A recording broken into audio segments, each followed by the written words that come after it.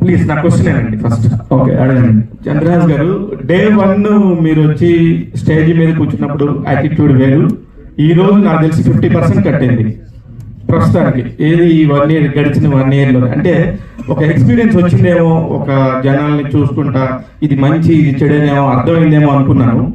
ఇకపోతే నేను మీ సాంగ్ చూసినప్పుడు రియల్లీ అప్రిషియేటివ్, 100% అబ్బా ఎంత బాగా చేస్తున్నాడు అని నేను నిజంగా 5-6 సార్లు చూసాను ఆ సాంగ్ని. కాకపోతే ఇప్పుడు ఇవన్నీ ఇంకా తగ్గించుకోవాలి. ఇప్పుడు నేను మాట్లాడుతుంటే నెక్స్ట్ నేను మాట్లాడే మాట కరెక్టా కాదా అని చెప్పి నేను ఫీల్ అవుతా, ఆలోచిస్తూ మాట్లాడతా. కానీ మీరు మాట్లాడేటప్పుడు మీరు అలా మాట్లాడకుండా ఇలా మాట్లాడేస్తారా అనేది నాకు అర్థం కావట్లేదు. అది నా క్వశ్చన్. సో మీరు చెప్పారు 2 years ముందుకి ఇప్పటికి 50% యాటిట్యూడ్ కట్ అయింది అది అని. అది మీ ఒపీనియన్, అది మళ్ళా చూసుకుంటే అది మీ ఒపీనియన్. నా రియాలిటీ నాది ఏంటంటే అప్పుడు ఎలా ఉన్నదో ఇప్పుడు కూడా same to same, no difference. ఆ రోజు చైర్ వేరేలా ఉంది, ఈ రోజు చైర్ వేరేలా ఉంది. సో దాని మీద కంఫర్ట్ ఒకలాగా ఉంది, ఈ రోజు ఈ చైర్ మీద కంఫర్ట్ ఒకలాగా ఉంది. అదే చైర్ వస్తే 100% నేను మళ్ళీ అలాగే కూర్చుంటా. అండ్ నిల్చునే విషయానికి వస్తే నేను మొన్న స్పీచ్ లో కూడా చెప్పాను, if I could time travel I would అలాగే నిల్చుంటా, అలాగే మాట్లాడతా, because it all came from my heart.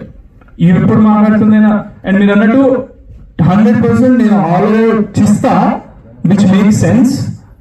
కానీ ఉన్నట్టుగా చెప్తా. దానికి కొంతమంది హర్ట్ అయితే I really don't know, because నా ఇంటెన్షన్ అయితే హర్ట్ చేయాలని కాదు ఎవరిని. సో యా, నేను అనుకున్నట్టు చెప్తా, ఆలోచించి చెప్తా. యా ప్రభాకర్, ఈ with your career, ETV Prabhakar popular దగ్గర నుంచి ఇప్పటి వరకు మీ జర్నీ చూస్తే the toughest time is the trolling time in your career. ఎప్పుడు అప్రిషియేషన్ తప్ప you are never trolled or you are never pointed out. ఆ టైంలో who are the people who stood with you, who cooperated with you, who encourage, ధైర్యం చెప్పిన వాళ్ళు ఎవరు, సపోర్ట్గా నిలబడ్డ వాళ్ళు ఎవరు, ప్రభాకర్కి బాగా అయింది తెక్క కుదిరింది అని ఇది చేసిన వాళ్ళు ఎవరు, ఆ నిజాలు బయటపడ్డాయా, ఆ నైజాలు బయటపడ్డాయా, అవి అంటే ఎప్పుడన్నా బాబుని ట్రోల్ చేసినప్పుడు, బాబు ట్రోల్ చేసినప్పుడు నా దగ్గరకు వచ్చింది మొత్తం పాజిటివే. అంటే ప్రభాకర్ భయపడకు, మీ వాడికి మ్యాటర్ ఉంది, బాగా చేస్తాడు. కొంతమంది ప్రభా కొంచెం చెప్పు, జనాలు అన్నట్టుగానే ఉంది, కొంచెం మీ వాడిని మార్చుకోమని చెప్పు. ఇప్పుడు నిన్న సాంగ్ చూసిన తర్వాత కూడా one of my well wisher called me from US. Song కుమ్మేసాడని, అమ్మ ఇండస్ట్రీలో అసలు ఇలాంటి కొత్త యాక్టర్ ఎప్పుడు లేడు, అసలు ఆ కొంచెం బిహేవియర్ మార్చుకుంటే మీ వాడిని ఎవ్వడేం పీకలేడు అన్నాడు. కానీ నాకు అది తెలియట్లేదు, ఎట్లా మార్చాలి అని. నేను అది మా అబ్బాయికి ప్రతిసారి మళ్ళీ నేను పోస్ట్ చేస్తాను, నాన్న ఇట్లా అంటున్నారు. వాడు అంటాడు, డాడీ నేను ఇంకేం చేయండి డాడీ, ఆర్టిఫిషియల్గా బతకలేము కదా, మనం ఎట్లా దేవుడు ఎలా ఇచ్చాడో అలా బతుకుతాం కదా, నీ ముక్కు బాగాలేదు అని వాడంటే నీ ముక్కు కోసేసుకోలేను కదా అని వాడు మాట్లాడుతున్నాడు. నేనేమంటున్నా అంటే it will come with experience అన్న.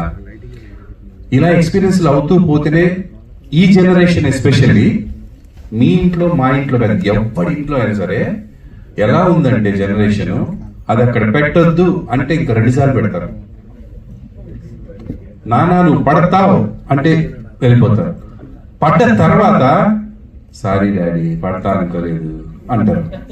నేనేమంటానంటే అలానే ఇప్పుడు నా బిడ్డ ఏదో తప్పు చేశాడు అనట్లే, వాళ్ళకి ఎక్స్పీరియన్స్ అయ్యే వరకు. మా జనరేషన్ అట్లా కాదు, నాన్న చెప్పాడు అనుకోండి వినేవాళ్ళం, వినకపోతే ఒక దెబ్బేసేవాడు. ఇప్పుడు కొట్టే పరిస్థితి లేదు, కొడితే కేసే, జైలే.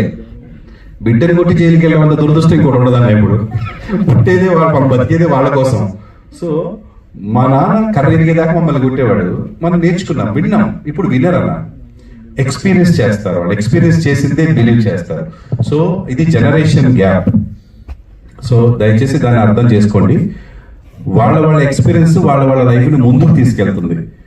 సో ఇవన్నీ పక్కన పెడితే ఇప్పుడు ఇది ఒక సైకలాజికల్ మీటింగ్ అయితే మనం దాని గురించి మాట్లాడొచ్చు. ఇది రామ్నగర్ పల్లి టీజర్ లాంచ్ కాబట్టి ఈ సినిమాని చూడండి మీరు.